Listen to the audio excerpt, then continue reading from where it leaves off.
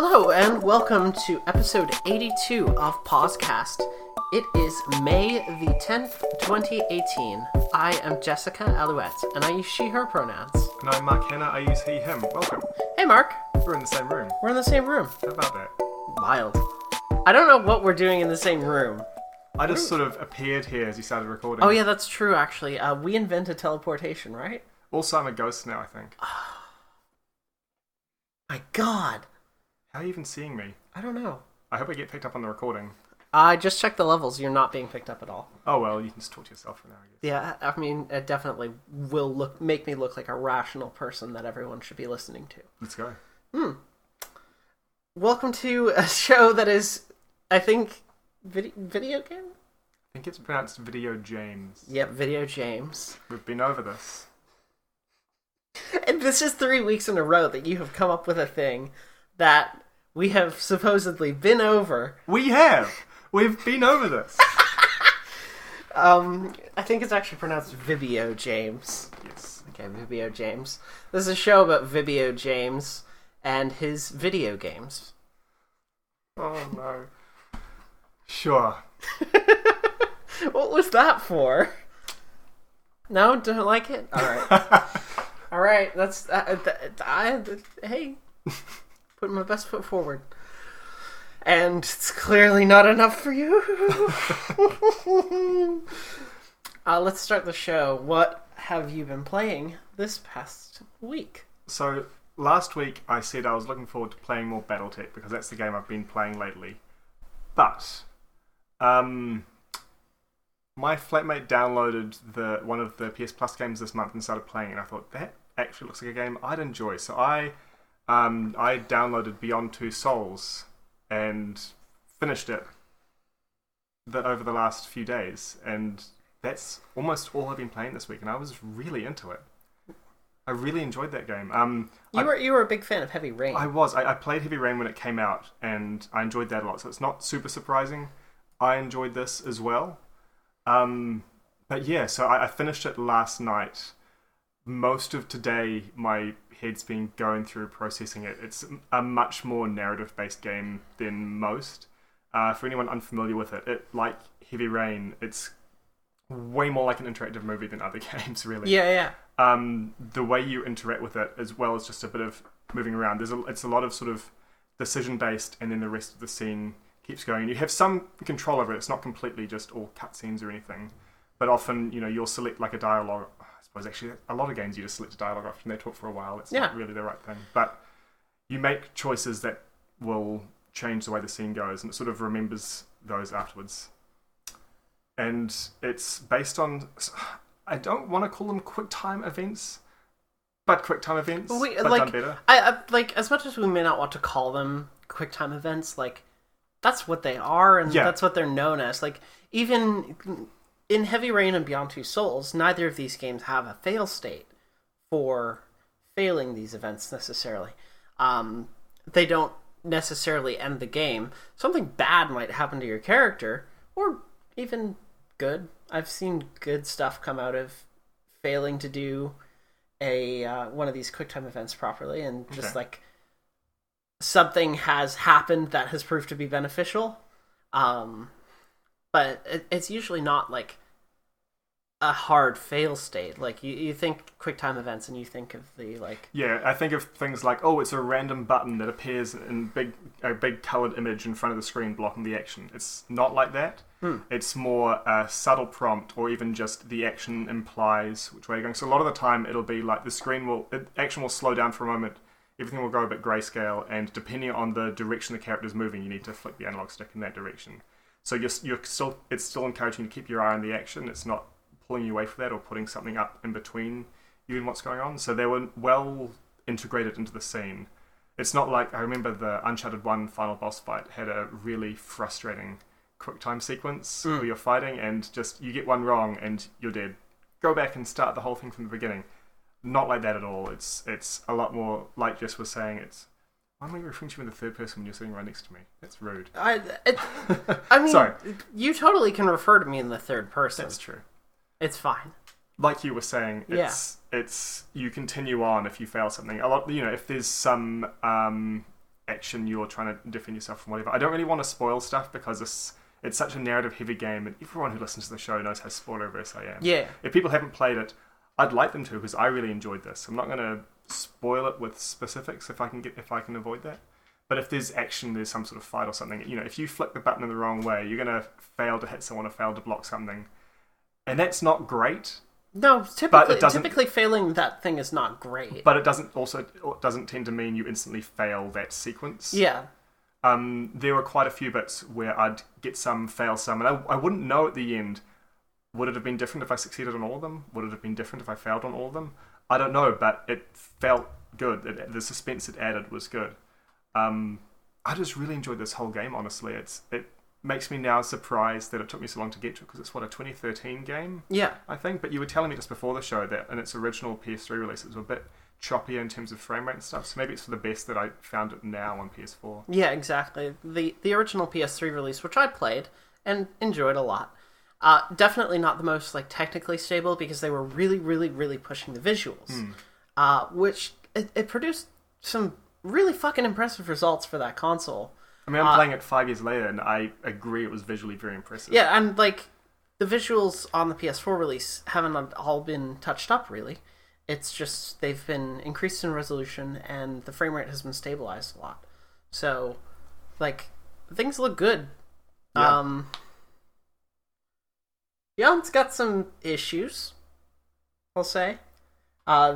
There's some weird Native American spiritualism stuff that happens at one point. There were a few bits where, but overall, I very much enjoyed it. There were some bits where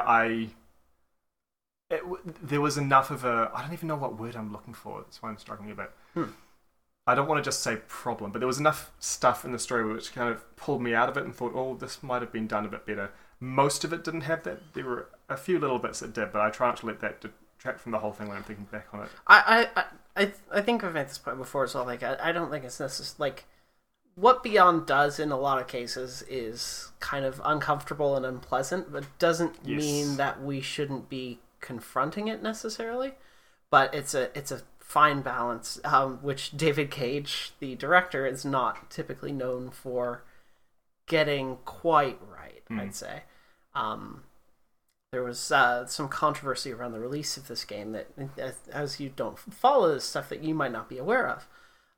But there's some controversy around the release of Beyond Two Souls because David Cage and the team at Quantic Dream had actually modeled Ellen Page's character in the nude, which she did not consent to. Oh, I didn't know about that. Yeah, no, it was related to the shower scene that happens in her apartment. Yeah. But that was a spot of controversy. There's no reason for it because the nudity gets blocked. Exactly. So I presume they changed that after it came to light. No, as far as I know, that was not patched. Cool. Yeah. So it's Beyond has got issues.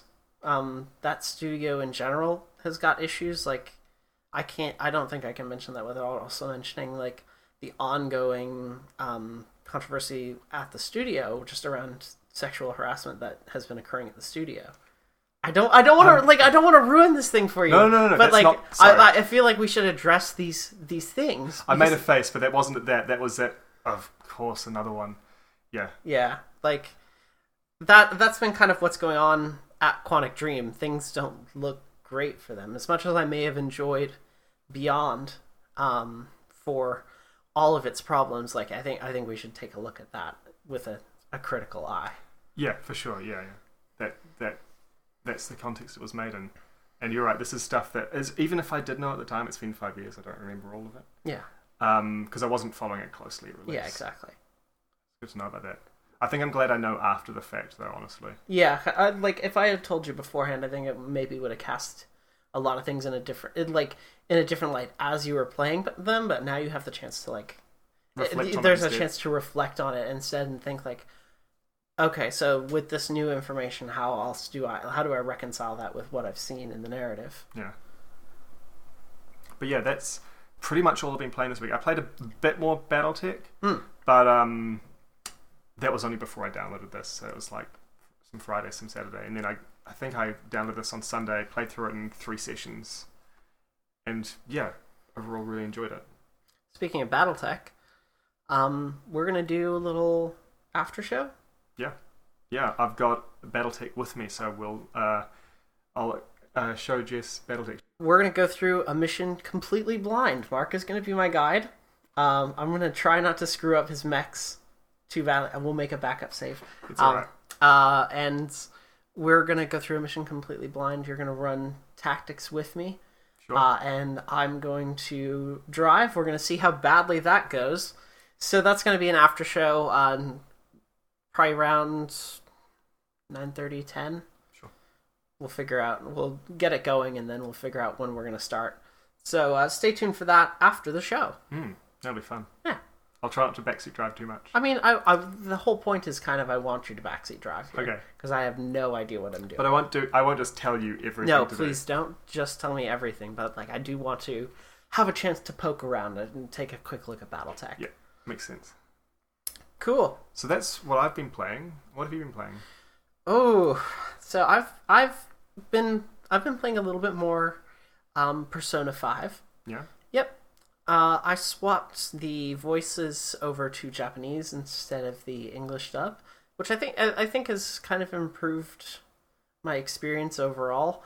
Some of the voices in the English dub I found were a little bit grating, and having just come off of Yakuza, which is a primarily Japanese game, and wanting it to fit into the same slot, I feel like that's actually helped the transition a little bit more by not having the English voice acting and instead still having the original Japanese. It's interesting. I'm someone who always prefers a dubbed one, even if it's not as good in terms of the voice acting, because I find it way easier to listen without reading. I tend to turn subtitles off when I'm playing a game on my own because I do get distracted by them. I mean, obviously they serve a purpose and they must be in your game if you're making a game.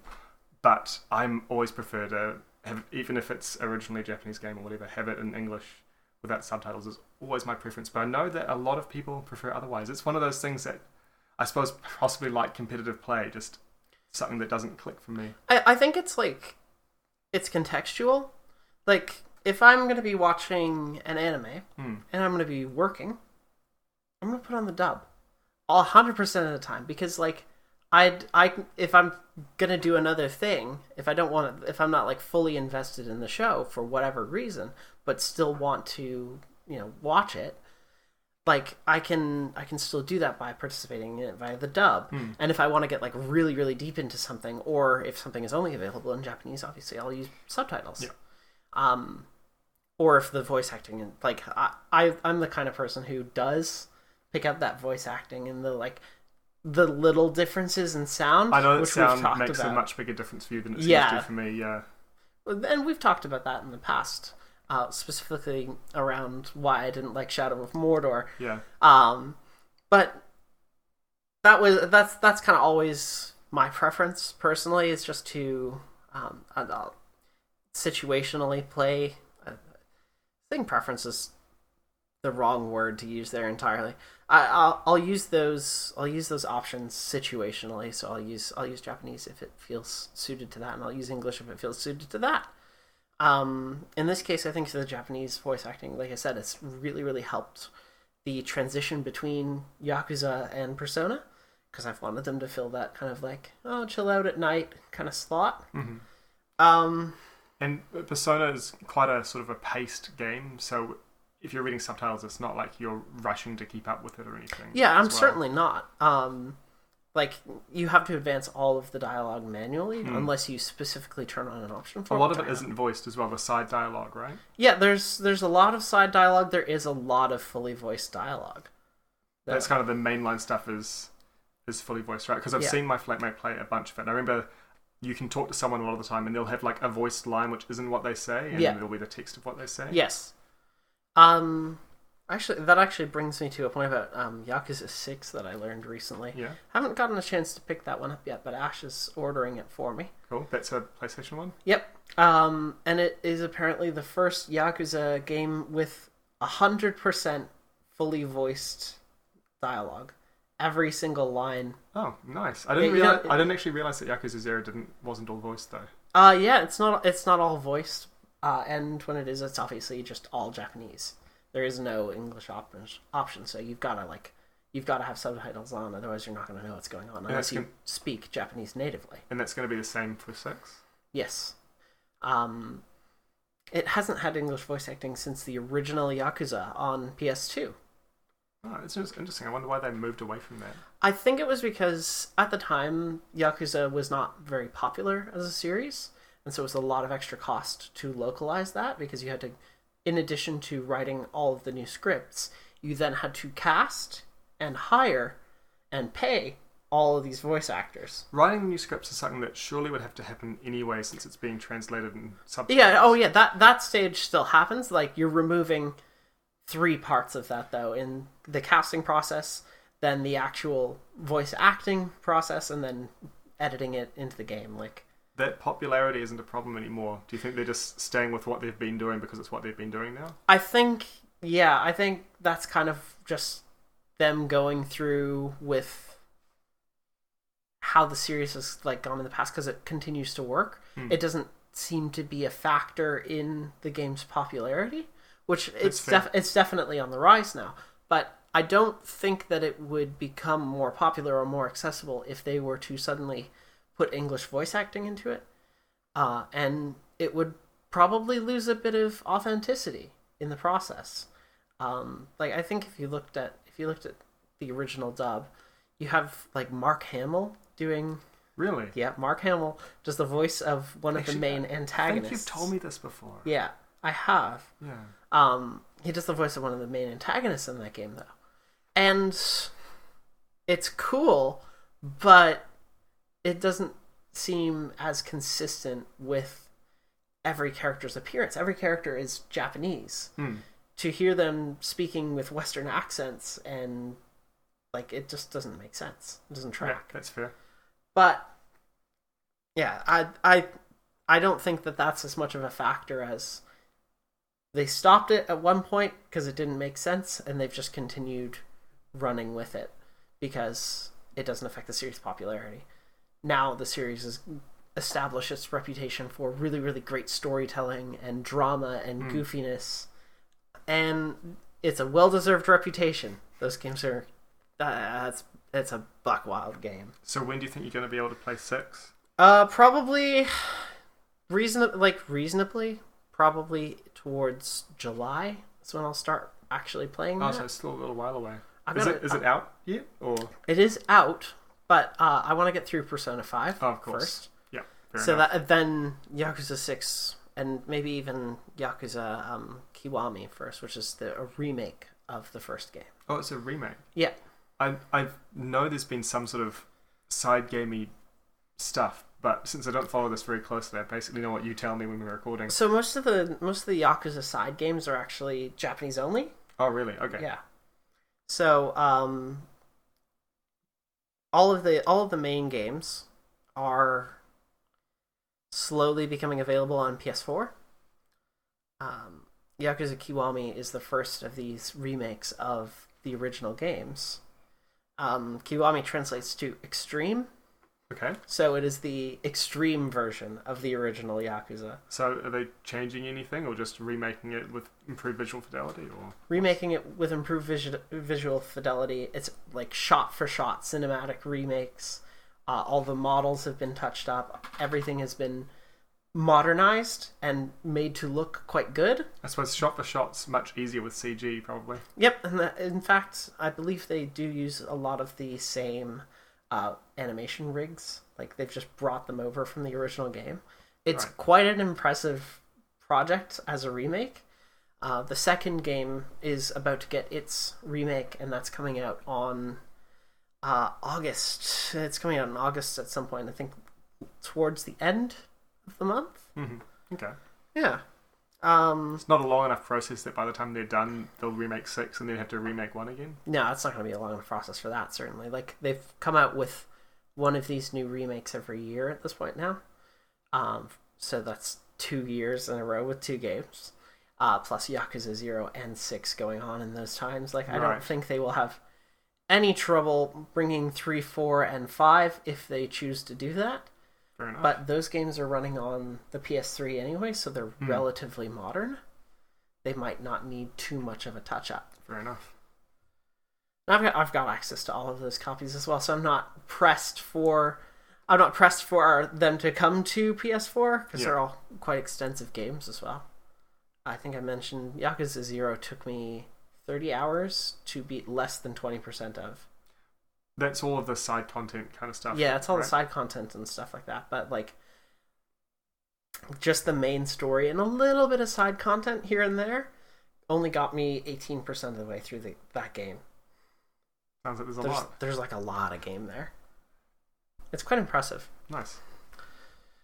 And then the other thing I've been talking about Yakuza and like localization and Japanese voice acting and Persona a little bit here. The other thing I've been playing is Project Cars. So basically the same thing? Yeah, basically, definitely the same thing. Project Cars is a simulation-heavy racing game. So not like your Need for Speed's very arcadey, loose. Is this the same one that you've been? I know you've been playing a lot of racing games. It's been Forza Horizon 3 has been the other one, and then Project Cars is... Like, at Forza Horizon, I turned off a lot of the arcadey aspects and made it more simulation-heavy. And now this is actually a dedicated simulation game. It's designed to be played with full-on, like, steering wheel and pedal and shifter. Do you have that stuff? I wish. Do you want to know how much that stuff costs here? Probably not. How much? It costs a lot. You want a, like, decent one? Look for $450 from your wallet.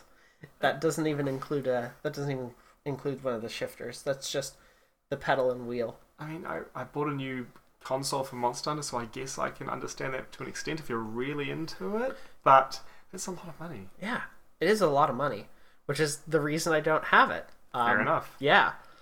It does some cool stuff, from what I understand. Like, there's actual feedback that it sends to the wheel to make it feel more like you're driving an actual vehicle. So it's not just resistance-free kind of stuff. Yeah, it's not resistance-free at all. It sends you actual, like, it'll like shudder as you're driving, and if you go over a bump, like, you're going on different surfaces, you're going to have different resistances. Like, it's that kind of detail that's being sent through USB over to the wheel. It's pretty cool. It's really cool tech, but it's very expensive. Yeah. So not in my price range right now. So I'm just playing that on this Xbox controller that you see here. Oh yeah, how are you finding that? It's a little bit twitchy, actually. So this Xbox controller here, as you can all see, I'm just showing you, but I'm going to explain. There's basically no resistance when you try to move around the analog sticks. Yeah. Like, it's very, very loose, and turning starts as soon as you move even like that much, which is, I'm moving it about 1 millimeter. Like, it immediately, like, it's very, very responsive, but it can feel a little twitchy when you're trying to make finer adjustments. Not quite to the extent of a keyboard when it's left or right and that's it. But not quite what you want. This would be unplayable on just a keyboard, I think. I don't think you could reasonably expect any human being to do that. In fact, like, I had a look through some of the leaderboards for individual tracks out of curiosity, and most of those are done on wheels. You can tell. Yep. Project Cars actually will record your preferred level of realism down to what kind of control scheme you're using, whether you're using a wheel, whether you're using a gamepad, whether you're using mouse and keyboard. Whether you just go outside and drive a car. Yeah, exactly. It records your level of realism, and it also records what camera view you're in and all that sort of stuff. So there's like in-car and third-person sort of stuff, is there? In-car, third-person, in-helmet even. Oh, wow. Like, it goes as far as actually rendering inside a helmet and giving you a strip of visibility. Can you even, like, have your nose? You can't have your nose, I don't think. Well, I mean, what's the point then? I don't know. I mean, you have a nose in real life. I think that's the separating factor. You could put a helmet on in real life. Sure. If you really want to go all in, you have to put a helmet on. Safety first. The game doesn't let you start the car until you put the helmet plugged into the USB on, and it's got judder as you're driving. You can do this game in VR, so like... Oh, yeah? Okay. You could actually do something like that. It'd be kind of wild to play that in VR. You could actually like look to your left and right and see vehicles out either side. Be kind of a cool experience. Pretty much any game where you can play sort of an in-cockpit kind of thing would work well with VR, I think. You don't have to physically move around. Yeah. You just need to look around, and you're in something that moves around instead. Yeah, exactly. Like Elite Dangerous. That's exactly what I was thinking. That's what you're thinking? Yeah. I kind of figured that would be your touchstone there. Not that I've played idea why. Yeah. It's weird that a science fiction space thing would definitely be the touchstone that you had there. Huh. Who'd have thought? Yeah, that's weird. So I've been playing those, and I think I'll throw in a little Overwatch update. Can I do that? Yeah, of course. Got enough time? Okay. I placed higher than I ever have in a competitive season, which means I think I finally cleared myself from the mistakes I made originally when playing the game competitively. So is this a new season or something? This is a brand new season that's just kicked off. And I have placed higher than I've ever been in my career at all. How high is that? So 1800 SR is where I'm currently out of 5,000, but that puts me into the silver ranking. And for comparison, last season I placed around 1,400 and ended the season at about 1,600. So I've gone up a further 200 points over that. Nice. Which feels great. Yeah. It means that I can finally start playing some matches that I feel like are a little bit more at my level. A thing I've been trying to do. Everyone else is kind of on the same page. Well, yeah, and like at the same level of mechanical skill. I think I've complained too much on the show about how play is at those levels, and it is not great. And I have felt very trapped for a while, but now I'm thinking things are looking up a little bit. Nice. So that's my Overwatch update. Cool. Yeah. What do you want to get into next? I can also talk. I can talk Destiny 2 Warmind. Yeah. Okay. That just dropped. That's got some cool stuff going on in it. What's the story with that? It's a new DLC for Destiny 2. It doesn't fix all the problems that Destiny 2 has, but it is new story content, which I can respect and appreciate. Do the triangles show up this time? The triangles? Sorry, I haven't played Destiny 2, but I have seen the ending cutscene. Oh, and right! The black space triangles. Yeah. Sorry, this is probably sounding really flippant, but I just don't know what else to call them. No, yeah, you know what? I know what you're talking about now that you have further explained the black space triangles. No. We thought, I think a lot of people thought that they were going to show up as part of the first DLC. I mean, that would have made sense, right? Because but they super didn't. What are they waiting for? This was the big thing. I don't know. It must be for year 2. Okay. I just straight up don't know. That just seems weird that they'd show this thing and make it seem more scary right at the end and then ignore it for a while. I mean, I can understand foreshadowing if it's like it shows up earlier in the game or something. Yeah. But I mean, maybe it'll be foreshadowed closer to the launch of that DLC. Maybe it'll be for Destiny 4. Destiny 4. Yeah. I don't want to think about Destiny 4. We're getting past Destiny 2 still. Actually, speaking of foreshadowing, I'll come back to that. It's something that are you foreshadowing that we're going to talk about foreshadowing? Oh, actually, I didn't even realize that, but yeah, I suppose I am. Okay, well... I'll leave it at that. Yeah, we've done that. It's got a really cool... Okay. I can't really say too much about Warmind because it's going to... there's a lot of spoilers that I would want to talk about. For once, I don't care. Yeah, I know you don't care, but there are people who are listening who probably will. Fair. There's some cool characters. There's some really, really cool set pieces and stuff. Bungie is 150% playing Calvin Ball with the lore. Oh, they just go doing whatever they want? Yep. So is it actually inconsistent stuff, or is it just weird stuff coming out from the side? Or?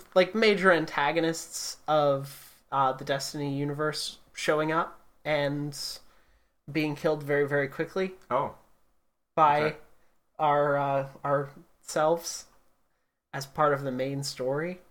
So, it makes them feel underpowered and really, really like a disappointing presence. Right, when you just had this whole main story of someone who wasn't really a huge lore figure, but was significant, and then it took the whole story to get rid of them, and now it's someone who should be even stronger comes out like and just one goes if away. like I can talk about this relatively spoiler free because like this has been talked about on dev streams. One of the major like factions, one of the like Destiny races, the Hive, have worshipped several worm gods for That's what the ages. Leviathan DLC thing was about, right? No, not quite. No. Oh, sorry. I was The Leviathan raid was not at all about the worm gods. Never mind. It was But a giant worm, so I thought it might have been. Wasn't it? Wasn't it like a giant worm? was there a giant? Oh my god! I thought the Leviathan was a giant worm. No, the Leviathan is not a giant worm. But if there was a giant worm in the sky prior to the Leviathan, I don't know what that would be at this point. I thought there was. I remember you telling me about it, and I don't know what that is anymore. Regardless, the Hive, who are one of the Destiny races, they worship the worm gods. They made a pact with 5 of them, and like we haven't seen them. We know that one of them is dead as a result of some other Destiny heroics that have happened. But one of them just shows up in this DLC and you kill it. You kill a god. Which, like, you can do as one person, by the way. So, like, cool stuff, Bungie. Definitely really playing Calvin Ball with how powerful Guardians are here. So you just shoot it with some guns for a bit? Shoot it with some guns for a bit. Okay. Yeah, like, I'm a little bit bummed by that. I mean, if you're gonna put killing a god into a game, it's really hard to either generally the way you hurt things in a game is shooting it with guns for a bit, or it's going to be something about you destroy the environment with your guns and then it falls on it. But I think often the way I find. I think that Destiny kind of solves that problem in the mechanics of like raids. Yeah, where you have to have multiple. Where people, you have basically. to have 6 people to do that. Like, but that can't be main story content, is the thing, right? You could do what Destiny 1 did and make it like, I guess Post-game. It's a part of the lore, but it's still like post-game stuff. But that would mean having to sacrifice a bunch of the story in Warmind at this point. So like, you got to balance it out somehow. But man, does it make these things that have been hyped up for a game and a half, because they were hyped up all of Destiny 1, and they were hyped up during parts of Destiny 2 as well. In the lore, like, these things are very, very, very hyped up as being like super powerful. Just kill it solo in a few minutes. It's a bummer. Yeah, fair enough. Yeah. It's a shame that. Mechanically, there's a couple of cool collectibles though. There's a few energy damage types and all that stuff within Destiny, similar to like Borderlands elemental damage and stuff like that. And there are collectibles that you can only collect through doing that. You have to do a specific type of damage to them, and then they shatter and give you a chunk of lore, which is like a cool thing that is in that DLC. Okay. It doesn't fix a lot of the problems that the Destiny hardcore have with the pursuits of the game, really. There isn't a lot to do in the end game, is kind of the most frequent criticism of that game. And it persists. We knew it wasn't we knew it wasn't getting fixed in this DLC. But like, it was a cool, fun chunk of story content for a few hours. We finished it all on a stream yesterday. Oh yeah? Yep. Nice. Yeah, it was a good time. Some cool stuff, but yeah. That's Warmind. Fair enough. Yeah, you reminded me when we mentioned foreshadowing, it's something that gets thrown through beyond a lot. The way the game, its story is told, it's not chronological. It's every chapter is a snippet of the main character's life, but they're told out of order. Mm-hmm. I haven't tried this, but apparently you can remix it to your own order and play through it that way. I know at the beginning of the game you also have the option of playing through it chronologically, but I didn't just because I figured it would be intended for a first playthrough to be the way they'd set it. Which I would definitely agree with that assessment. Yeah. Because they set up things in one sequence that pays off. Like, there is some really, really good storytelling in Beyond. Yeah, exactly. They tie together the different parts in a way that there are coherent themes that will play through like her early life and then several years later and then jumping around a lot. Whereas if you played it through chronologically, those themes would be split apart a lot more. I mean, part of it as well is it manages to get all of the interaction tutorials in the right order, which it might not be if you're playing it through a different way. It's definitely intended to be played in the original order. Yeah. It's definitely intended to be playing in that order so that you can get the tutorial stuff. So if you know what you're doing, you'll be fine. Yeah. And then you'll have a vastly different experience because you are playing through it chronologically.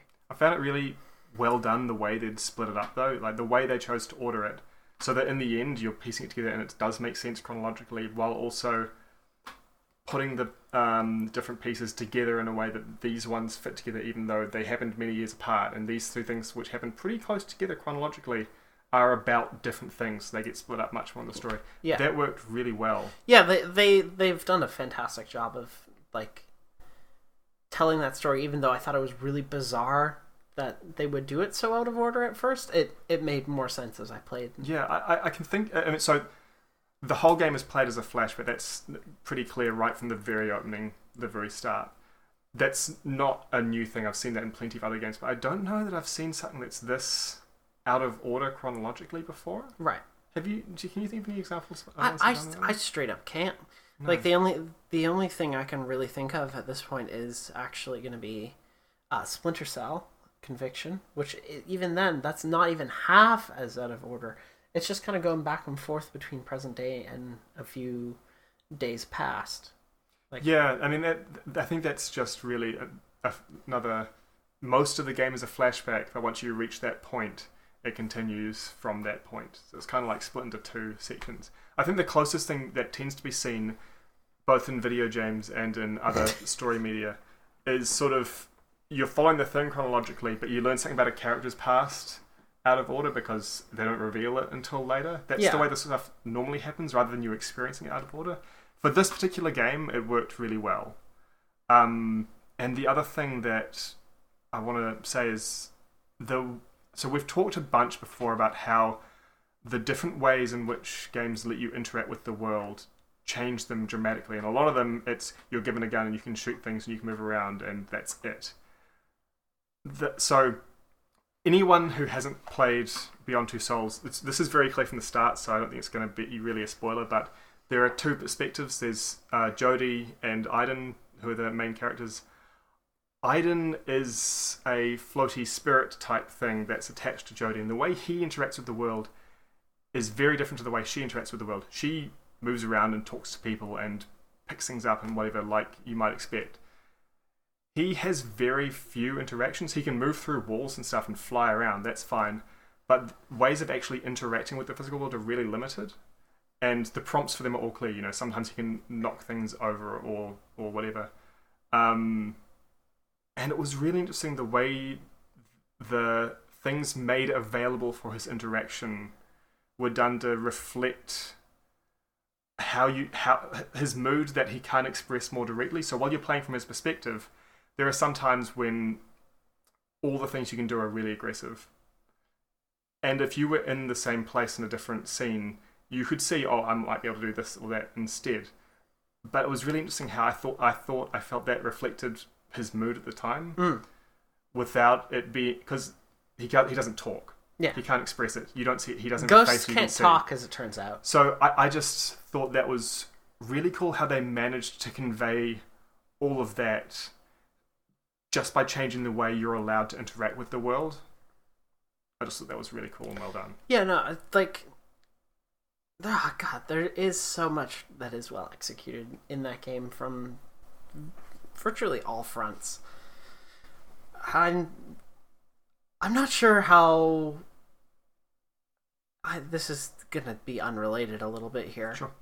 But like looking forward, I guess, to the future, Detroit Become Human is coming out. It's going to be a game in this same sort of style, and I the narrative that is going to happen there, I don't know that it's going to be particularly good.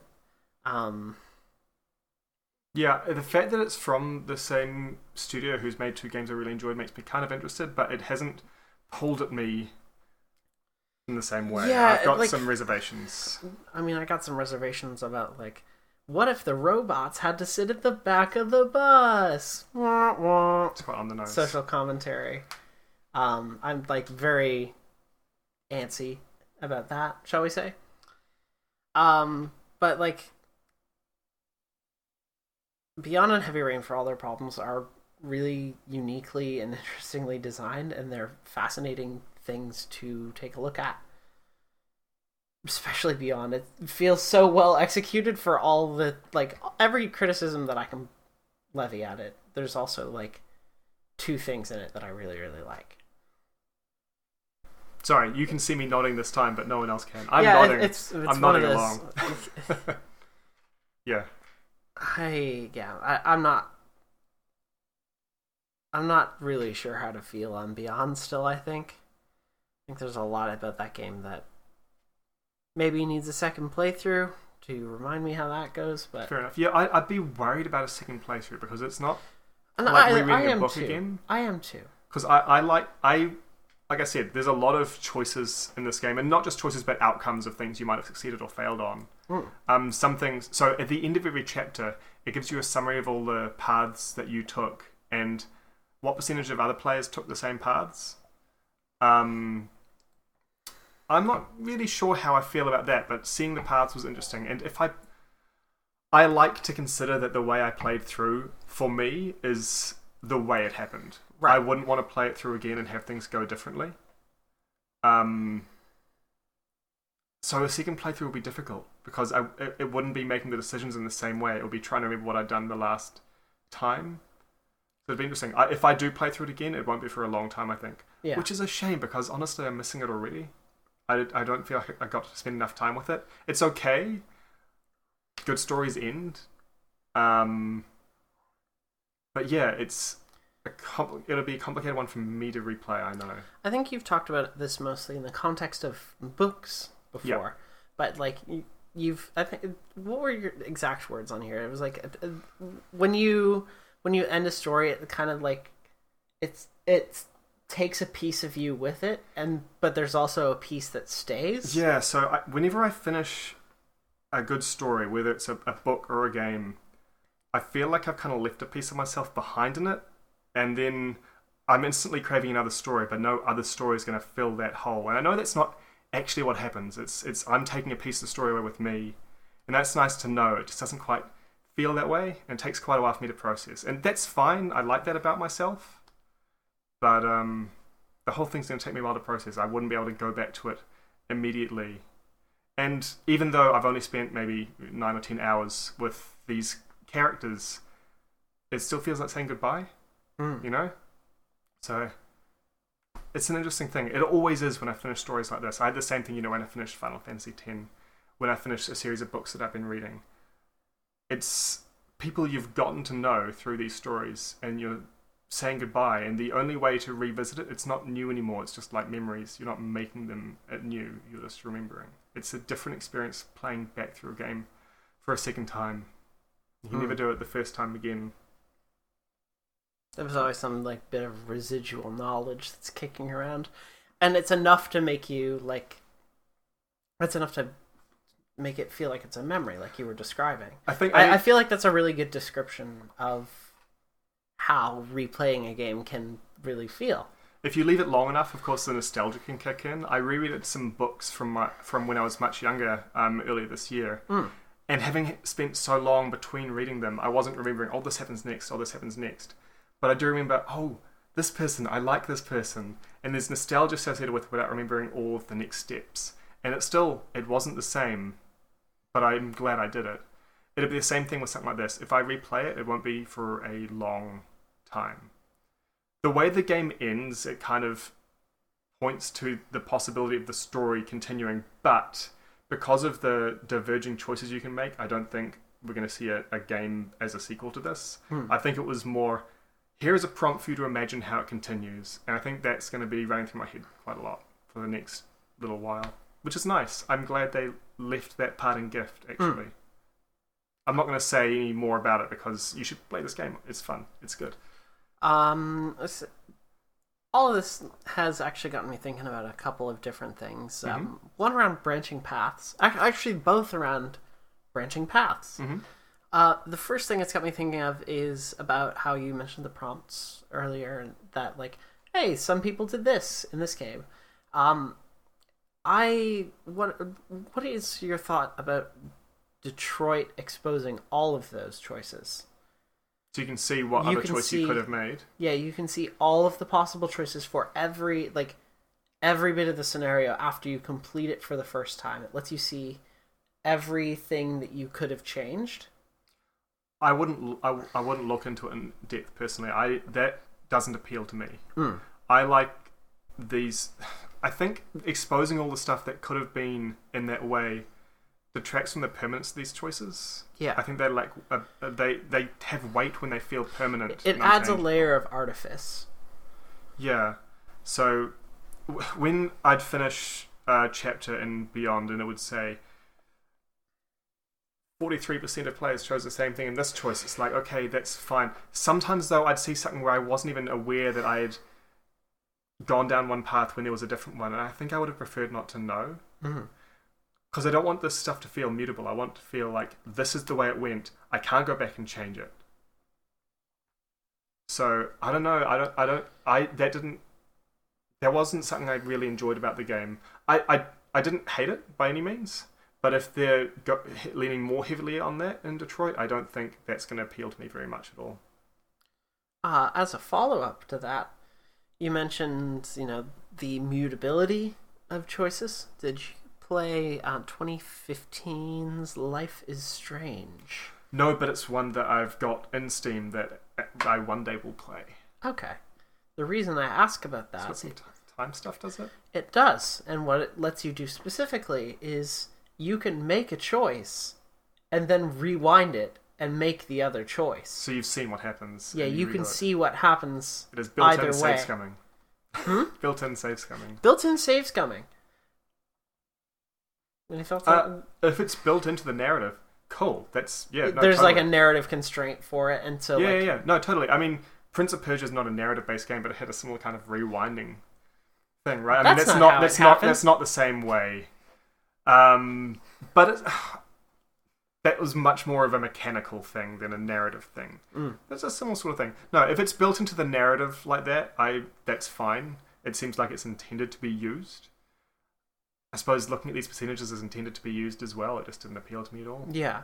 But Life is Strange does that too, which is kind of what makes it interesting, because like you have the ability to see all of the choices that are in front of you, and you can see the impacts of all of these choices, and then you can see as well like what was the final decision that everyone made at the end. I feel like that do they expose that to you before you make your decision? They do not expose it to you before you make the decision. Good. They do expose it to you in the like chapter wrap up. Okay.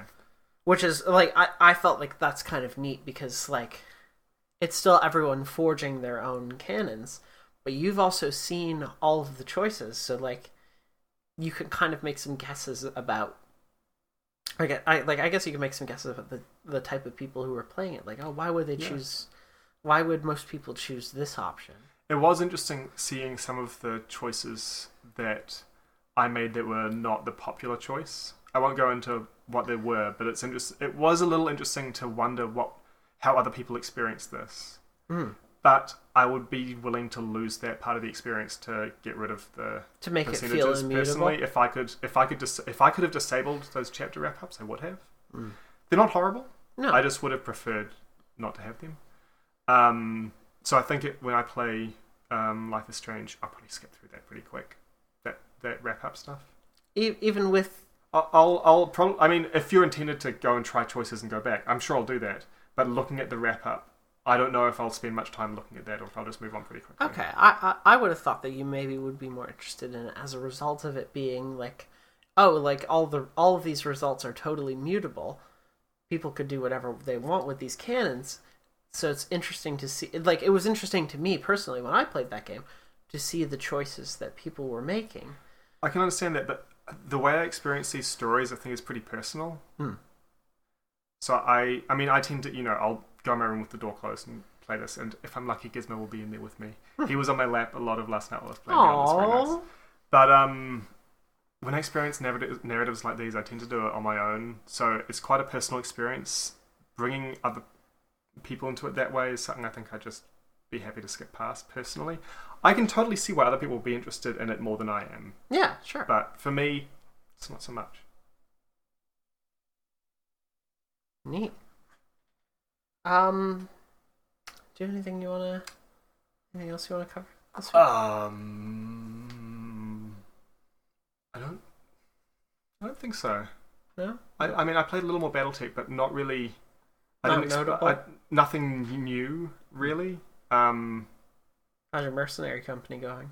Oh, I've got so much money now. I've been doing the story missions more, and you get paid very well for them, so I am not hurting for money currently. Okay, you can pay all your freelancers? Yeah, I even went and paid them generously for a month. Oh, to wow. increase the morale. Oh, good. Look at you. All right, let me just bow down to you, my capitalist overlord. You've subdued the masses. You can tweak how much you pay on a month thing to change the morale, yeah. But no, I'm not hurting for money at all. I've got some very nice mechs.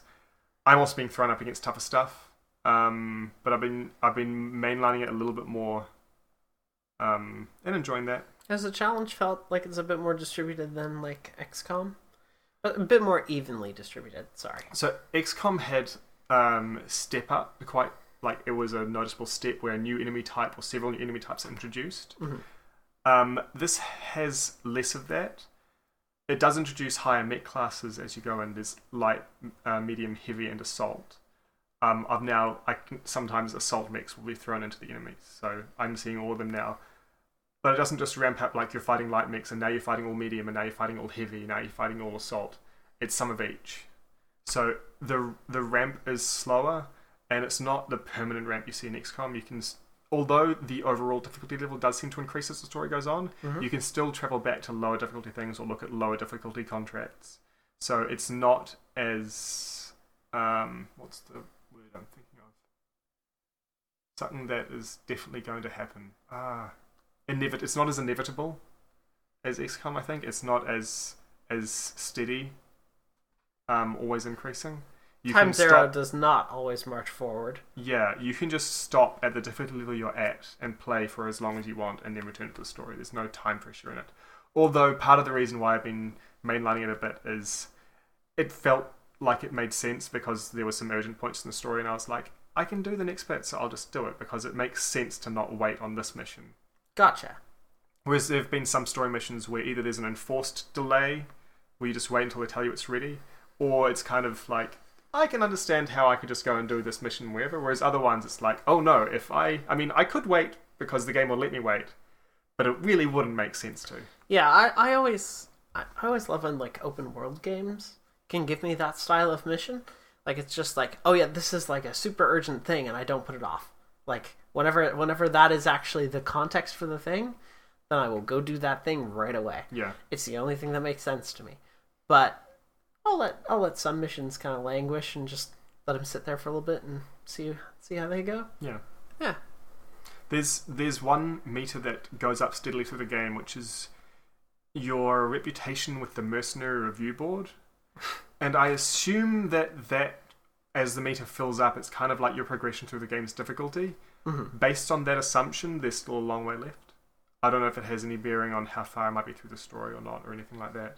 The only effect I've seen it have is certain high-level mercenaries you can hire will require a certain rating, but I've only hired newbies anyway to train up. So gotcha. Yeah. Cool. Yeah. Well, I think that's going to do it for this week on PauseCast. If you like what you heard and would like to support what are you looking forward to playing this week? Good catch. I am looking forward to playing more Project Cars. I need to get myself out of the kart racing tier of my career, because I'm racing around in go-karts. Really? It's got that in it? It's got everything from go-karts to like Formula 1. Wow.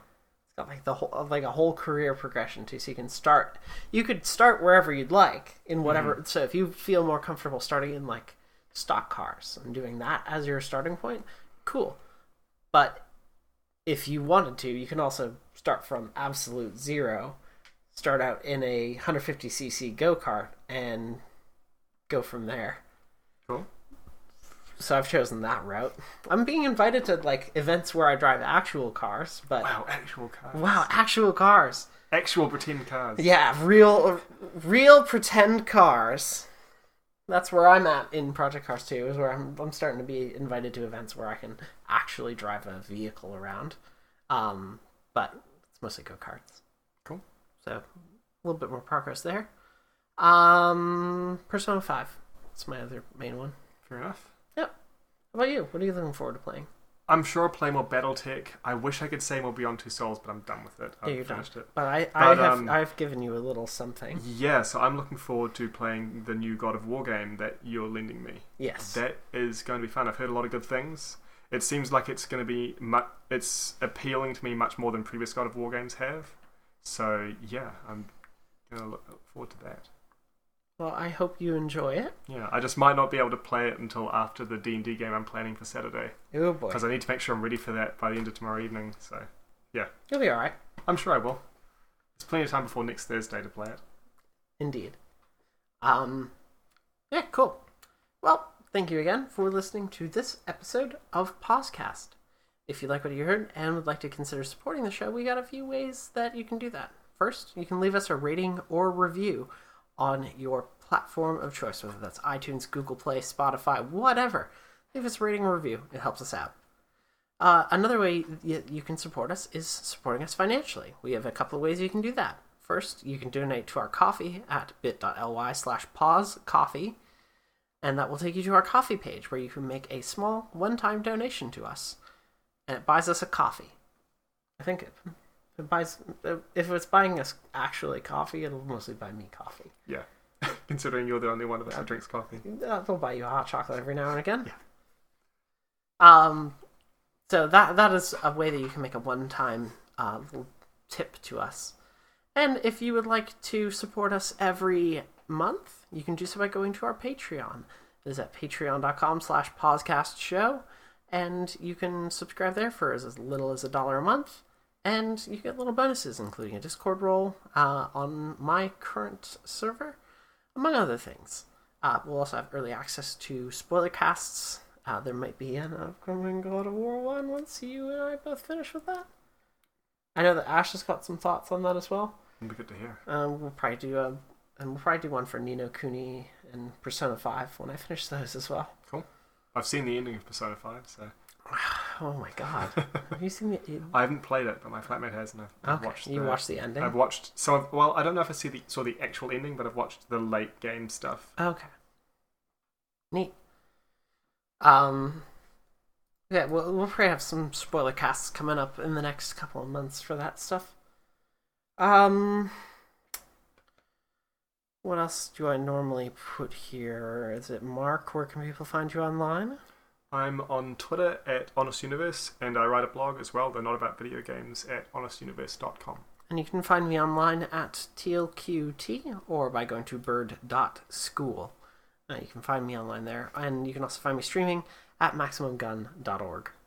The Dr. Bittens is telling me in the chat that I did not see the ending, which I think he's right. Okay, that tracks.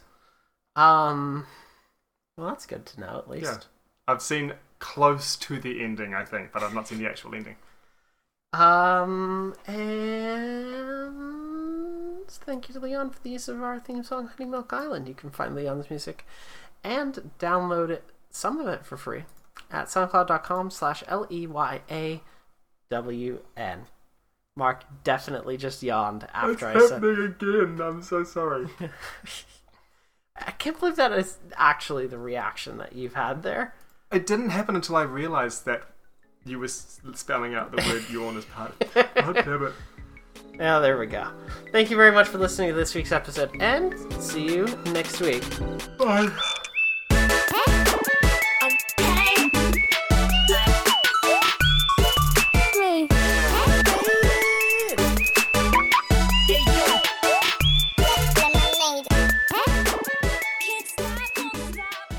That was the sleepiest bye I've ever heard. I was still yawning.